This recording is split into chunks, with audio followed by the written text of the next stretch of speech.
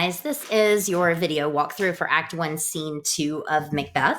First of all, I want to introduce you to myshakespeare.com, which is the website that we are going to be using to read through the play. It's really easy to access with one click, while our online textbook is not. It also has a lot of great features like directly translating underneath the line, so that you don't have to click on anything or go look up a bunch of difficult things. You don't even have to look into the side margin. So I feel like this is going to really help us to move through and understand the play. It also has some great features like explaining what people said. This button right here, this is your translator. So if you didn't understand what this was saying, this puts it into modern English for you. It's really incredibly helpful. So I would recommend that you go to myshakespeare.com yourself to read through this and play the audio clips that I'm also going to include, because I'm not necessarily going to stop and click on these very often in the video, but you can go and open them for a much more direct translation than what we're going to be going over in class. There are also a bunch of additional things so this explains one of the metaphors, and then this explains simile.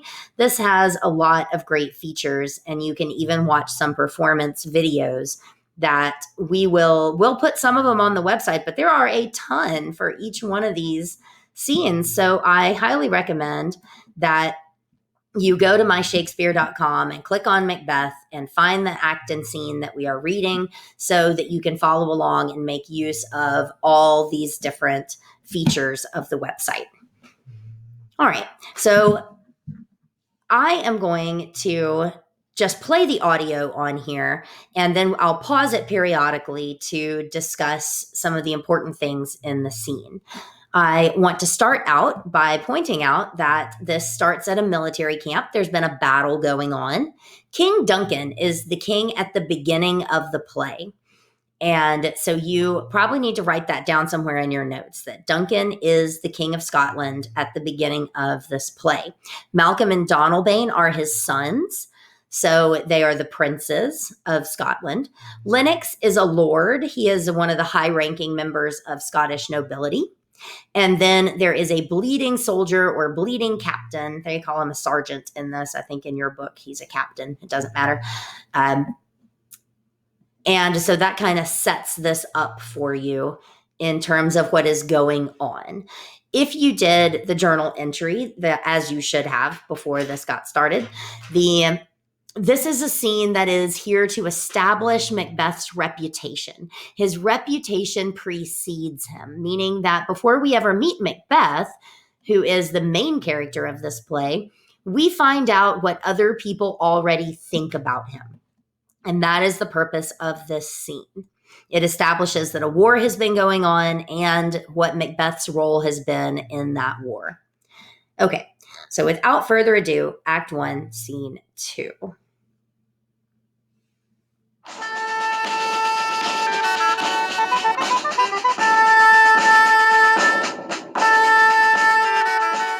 There's always this little musical preamble. What bloody man is that?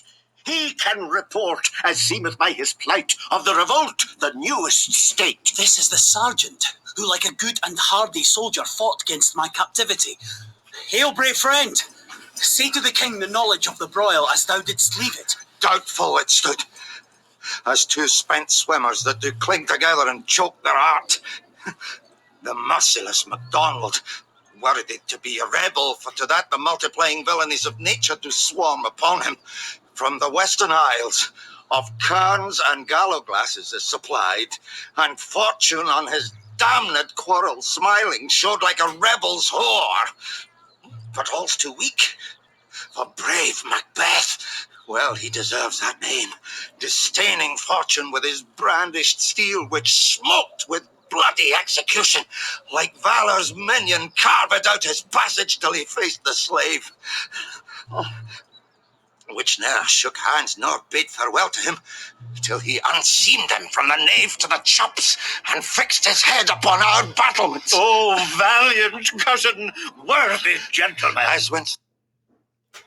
All right, so before we go on, this is our first statement of what Macbeth has been up to. So we went over this in the bell work, that Duncan sees this bloody soldier and says, oh, let's ask him what's going on. And Malcolm points out that this sergeant fought against his captivity. So the bleeding soldier that's standing in front of them helped make sure that Malcolm, the prince, did not get captured by the enemy. So then the sergeant tells the story of the battle. He says doubtful it stood, which we already knew from breaking down this statement, that both sides were tired. They were like two spent swimmers clinging together and drowning. Now we have a rebel. His name is MacDonald, and he was a rebel. And so these multiplying villainies of nature, it just means he is evil in several ways. You have a metaphor about birds already, but it says that even though he got reinforcements, Fortune was smiling on his quarrel. So it looked at first like Fortune was on the side of MacDonald, but then she showed like a rebel's whore. So whores, after all, are not very loyal. So she was not being loyal to MacDonald. And Macbeth comes in disdaining Fortune. So he comes in fighting against Fortune, who was on the side of MacDonald. And with his brandished steel, waving his sword, he faced MacDonald, the slave, the rebel, and without even bothering to shake hands, so without showing any kind of loyalty or any kind of politeness, he unseamed the man from the nave to the chops. This is one of my favorite lines in the first act of the play. What has Macbeth done to help Scotland? He killed MacDonald, the rebel, by unseaming him from the nave to the chops, which means he went in at his belly button and ripped the man open with his sword all the way up to his mouth. He unseamed him, tore him apart like he was made of nothing but cloth. And then he fixed his head upon the castle walls. What a bloody introduction to our hero, right? Well, I say hero. He's the main character. He's not all that heroic by the end. But he's a hero in this moment because he saved Scotland. But the sergeant's tale is not over. So now we need to find out more about what happens. The sun gins his reflection, shipwrecking storms and direful thunders break. So from that spring whence comfort seemed to come, discomfort swells. Mark, King of Scotland, mark. No sooner justice had with valour armed compelled these skipping kerns to trust their heels, but the Norwegian lord, surveying vantage, with furbished arms and new supplies of men, began a fresh assault. Dismayed not this our captains, Macbeth and Banquo. Yes, as sparrows, eagles, the hare, the lion. If I say sooth, I must report they were as cannons overcharged with double cracks. So they redoubled strokes upon the foe, except they meant to bathe in reeking wounds or memorize another Golgotha, I cannot tell. But I am faint. My gashes cry for help. So well thy words become thee as thy wounds. They smack of honour both. Go, get him sergeants. All right. So now some of those other phrases from our bell work come up. The sergeant says, oh yes, but then just as when the sun begins to rise, shipwrecking storms and direful thunders break. So he says, then no sooner had Macbeth done that, but the Norwegian lord, which is who they've been fighting against, this begins as a war of Norway versus Scotland. The Norwegian lord sent in new supplies of men. And so this is when Duncan says, "Dismayed this not our captains, Macbeth and Banquo?" And the sergeant says, "Oh, yes, as sparrows, eagles, or the hare, the lion," which we decoded means, oh, yeah, they were about as dismayed as sparrows dismay an eagle, which is to say, not at all. So he's kind of laughing this off. Oh, ha, ha. Yeah, just not much at all. And he says, "No, Macbeth and Banquo, that's the they, to decode our pronoun here. They were as cannons overcharged with double cracks. They doubly redoubled strokes upon the foe," meaning it did not dismay them. In fact, it recharged them to go attack, and they would not stop until they were defeated. And at this point, the captain then says, "My gashes cry for help." He's been standing here telling this story this whole time while bleeding out all over the ground. And so Duncan says, "Go get him surgeons. Let this man go to a doctor." So the first thing we know about Macbeth and his friend Banquo, whom we'll meet in the next scene, is that they are war heroes. They have defeated the Norwegian king's fresh supply of men and the rebel MacDonald, which you can tell by his name. MacDonald is he's Scottish. And so he is someone who has turned on Scotland and joined with the Norwegians. That will come up again now that the Thane of Ross shows up. The word Thane means lord, as it tells you here. There are a lot of people in this play who get called Thane. It is a word that means lord or duke, or it just is a Scottish word for nobility. And remember, Malcolm is the son of Duncan. And Ross and Lennox are both lords. Let's hear the next story about Macbeth's victories. Who comes here? The worthy Thane of Ross. What a haste looks through his eyes. So should he look that seems to speak things strange. God save the king! Whence camest thou, worthy Thane? From Fife, great king, with the Norwegian banners flood the sky and fan our people cold. Norway himself, with terrible numbers, assisted by that most disloyal traitor, the Thane of Cawdor, began a dismal conflict, till that Bellona's bridegroom, wrapped in proof, confronted him with self-comparisons, point gainst point, rebellious arm gainst arm, curbing his lavish spirit, and to conclude, the victory fell on us. Great happiness! That now Sweno, the Norway's king, craves composition, nor would we deign him burial of his men till he disbursed at St. Colm's Inch $10,000 to our general use. No more that Thane of Cawdor shall deceive our bosom interest.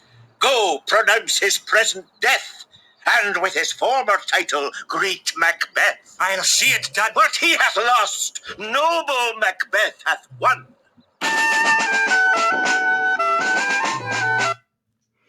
All right. So let's go back through Ross's story. So Ross has been in a different area of Scotland where he says also that there was another disloyal traitor. The Thane of Cawdor had joined with the Norwegians. And so then let's see if it says Macbeth, who comes in. They call him Belana's bridegroom. They are calling him that because he's such a good soldier, that he is like one who fights with the goddess of war's blessing. And so Macbeth came in and defeated the Thane of Cawdor as well. And it says, rebellious arm against arm, there was a battle. Ross cuts to the chase and cuts the story short by saying, and to conclude, the victory fell on us. And then he goes on to explain how they made the King of Norway pay $10,000 in war damages. So now the war is over, and Macbeth has been an amazing general. He has been a very important soldier in this battle. So what reputation has he earned for himself? He's a war hero at the end of this scene. We also learn a very important piece of information here at the end. He says, no more that Thane of Cawdor shall deceive our bosom interest. Go pronounce his present death, and with his former title greet Macbeth. So the Cawdor is a location, and the Thane of Cawdor is the lord who is in charge of that area. Macbeth is a war hero, so he is going to earn the new title of Thane of Cawdor. Because what Duncan is saying here is that they're going to put that traitor to death. The person who has been the Thane of Cawdor is going to be executed. And that's going to come up in another scene. And it says, so we will take away his title and we will give Macbeth the title Thane of Cawdor. That's an important thing for us to know going into the next scene, because this means that we know Macbeth is going to get this title, but Macbeth doesn't know it yet. All right. So that concludes Act 1, Scene 2.